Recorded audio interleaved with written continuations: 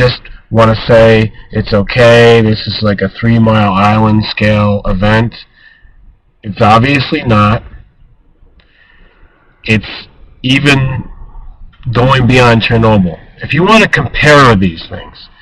But beyond that, the thing is still out of control. They're spraying a little stream of water on it. Water! Several sites, okay? So it's really a no-brainer. You gotta close these things down. My question about a week ago, when I first heard about this, it was like March 13th, not about 48 hours after the earthquake and then the tsunami hit.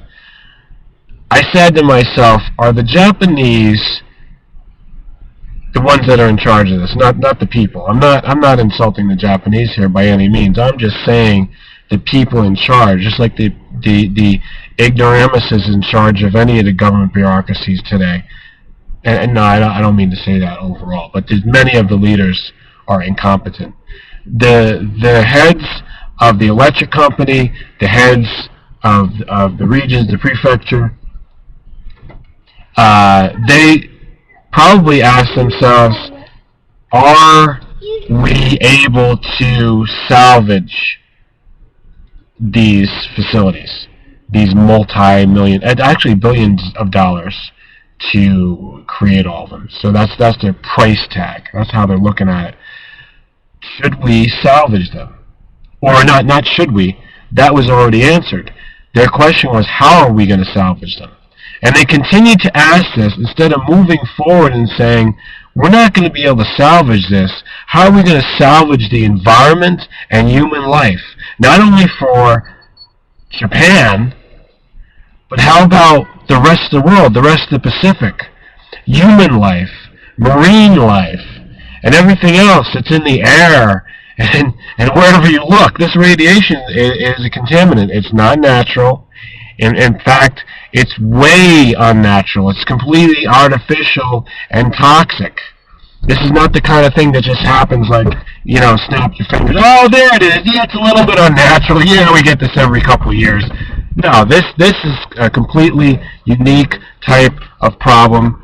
A catastrophic surprise that just...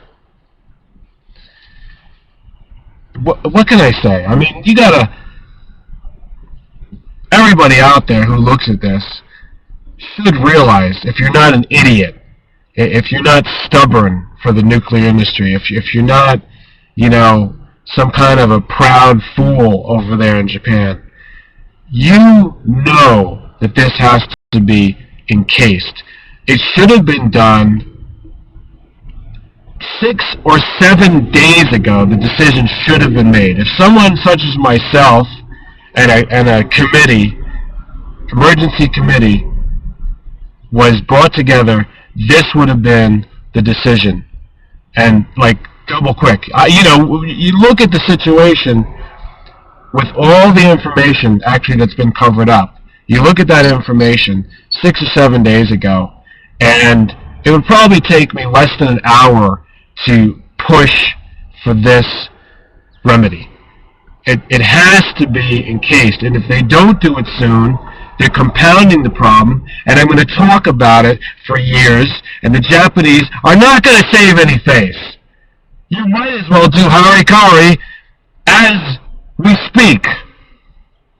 Send all of you in there to cover this up. It is a suicide mission now, and it didn't have to be. That's your fucking problem. Now, I'm not even going to talk about Libya. I'm not even going to talk about Egypt and the fucking scam over there. I'm not even going to talk about the Gulf oil spill. But that's coming later. It's all coming together. It's all connected. You get a bunch of fucking idiots trying to run the world. This globalism, this new world order, you dumb fucks. You know what? I'm going to tell you something. We need a unified world government with a unity of operational rules. You have to have principles that you follow. You have to have that. And it needs to be simplified. It doesn't need to be complex and convoluted. It's just basic. You know, apply common sense, and that's how you run the world. But do we have that today? No, we got a bunch of competing